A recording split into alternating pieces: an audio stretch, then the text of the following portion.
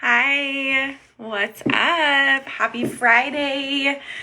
My name's Alexis Olson. I'm coming to you live from Missoula, Montana. We are here for a Friday night riff to chat a little bit about subconscious beliefs and how to reframe your subconscious beliefs. But even before we get into the reframing, I'm going to talk to you about how to uncover what is deep inside this mind of yours and how and why the subconscious is running the show.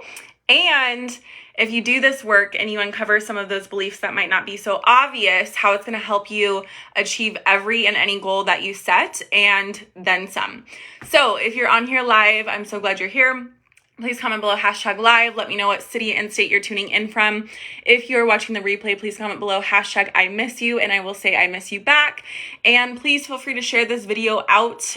Sharing is caring, and there's enough negativity out in the world, so let's share some positivity. Comment below shared once you've shared this video. Thanks for the love, y'all. And I will give you a first and last name shout out if you do share this video. So a little bit about me. If you're new here, let me get this out of the way. If you're new here, if this is your first time catching me live, hi. I'm so glad you tuned into this video especially. Hi, Kara. Good evening. So if you're new and this is your first time watching me live, please comment below #new, and also let me know what city and state you're coming in from. Let me know what you all are up to on this Friday night. It is super hot. Love you too. It's super hot here in Montana. So I just got back from taking a little walk and getting some food, and this was on my mind. I was going to make this video earlier, but here we are. So I'm also going to share a story, a conversation that I recently had with one of my girls, one of my longtime clients. She's killing it, doing amazing with her weight loss journey, but everything that I'm going to talk about today can be applied to any facet of your life, any goal that you have. So I'm going to share that story because there's a lot of really good nuggets in there and some insights that you'll be able to use, but it doesn't just have to do with weight loss. It has to do with money, love, whatever your goals are. So first off, I want to say that if you aren't sure what your goals are, I think asking what your goals are is kind of a boring question. So I like to ask more so and focus on like what it is that, what do you desire? And then an even better question to ask is, since you can have anything you want, not if you get to have anything you want, but since you can have whatever it is you desire deep down, what is it that you want? So that's just kind of setting up the tone for this conversation. And then talking a little bit about subconscious beliefs. So we can say that we want something or that we desire something, and we can have a little bit of ambiguity. What is that word? Someone help me out. I'm not saying it right.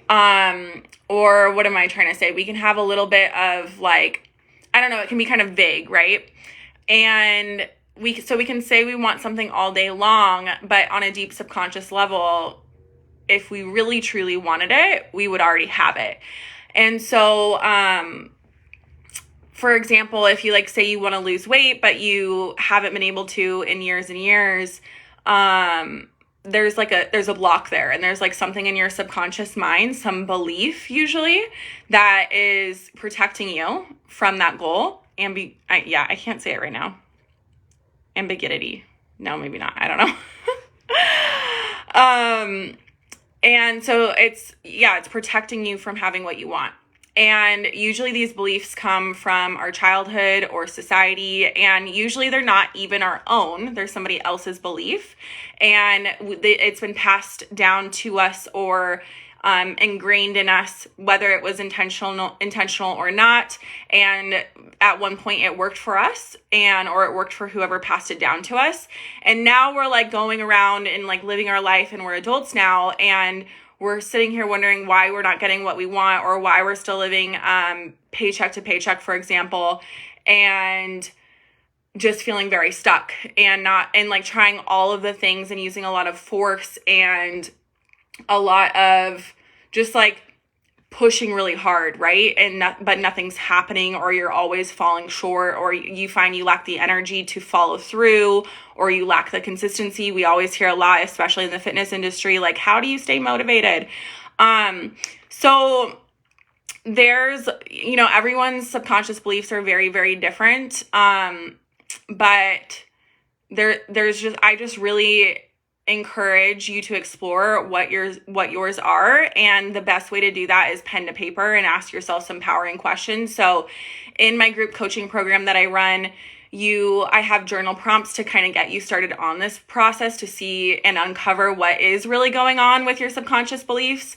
And so one of those questions that I have all of the guys and gals that join Shred University is I have them ask, what is it that you want, right? Like what are your goals? Is it to, lose 10 pounds? Is it to feel like yourself in your own skin and actually recognize the body that you're in? Is it to be more confident? Is it to not be afraid to be seen for who you truly are and your authentic self? Whatever it is, right? So getting clear on what is it that you want. And then the next question that I always have people ask, and I've taken myself through this exact process. The next question I always have people journal on or, just kind of do a brain dump and just write down whatever comes up is, why don't you want that? Like, why don't you actually want it? And so we don't ever think about, especially in this personal development world or this like world of positivity, we don't ever think about asking ourselves that question is, why don't I want it? Why don't I want to lose 10 pounds? Why don't I want to find a healthy relationship? Why don't I want to have more money than month left at the end of the month? Why don't I want to get out of debt? Why don't I want to have a better job? Whatever the goal is, right? And you will be really, really shocked about what comes up. And some of these questions sometimes it's difficult to use. Sometimes it's hard to get to that answer right away. And so sometimes you might have to sit on it and really just kind of ask yourself that question in the upcoming days or weeks or months. And so when I first started my fitness journey and I decided I was going to do it in a way that I had never done before, in a completely radical approach, these are the things that I asked myself. So I wrote down what I wanted, and then I asked myself, why don't I want it? And so I started asking myself this over and over again over the next several days. And I would think about it when I was working out, and everyone's different. But for me, movement is a huge way to just like get to the deeper root of things, right? And it kind of gets me out of my head and more into my heart. And so some of the things that everyone's going to be super different. I had one client that I worked with who she marinated on this question on, why don't I want to walk more? And like, why don't I want to be active? Why do I choose to sit and be sedentary? And so what came up for her, and this is just an example, is that growing up when she was a child, and she's, older than me, but growing up,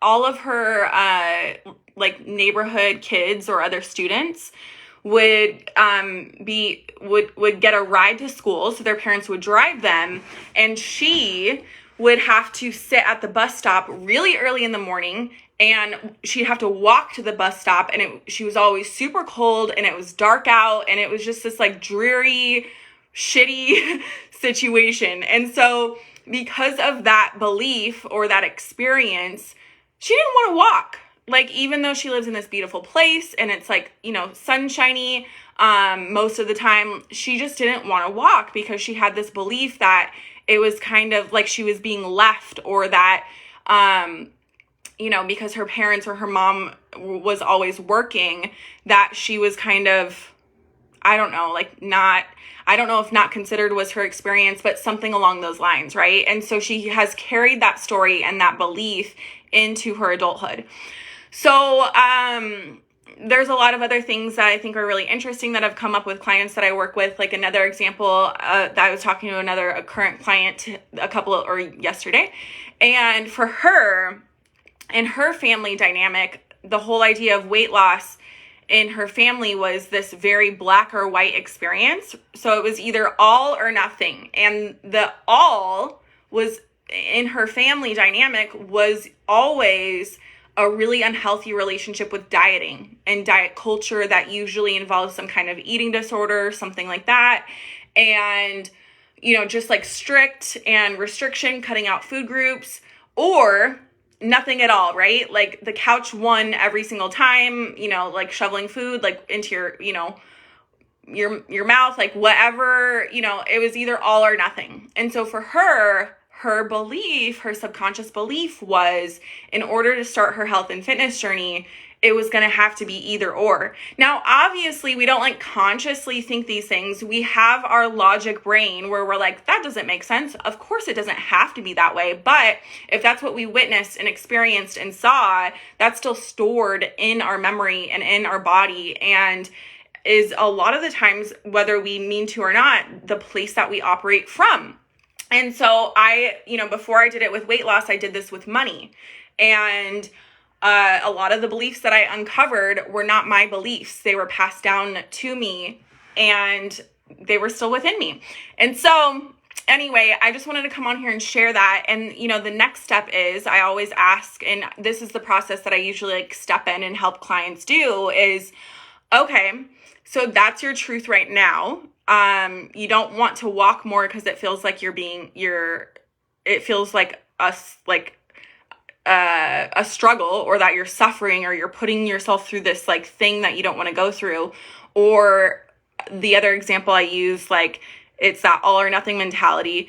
And so let's use that example, that second one. So what I come in and I ask, like, okay, so if that's your truth right now, what is ultimately more true than that? And that's how we reframe the belief.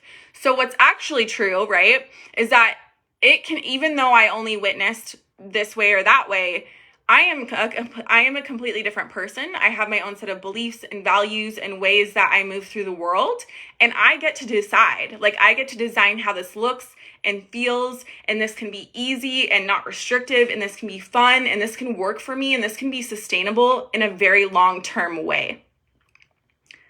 And then you see how that, like, you see if that resonates with you and your body. And like just saying that, like that, I can try that belief on. I can integrate that new belief. Like, yes, that one feels way better than what I was believing and telling myself before. So our beliefs shape our beliefs. So this is a loop, right? And the loop just repeats itself until we interrupt this loop and put something else in there. And so the loop is, we have a belief. The belief informs our thinking pattern or our thinking habits, that self-talk, whether we're bringing awareness to it or not. That self-talk, those thinking patterns or habits, informs the actions that we take. The actions that we take in our life impact and inform the results that we get.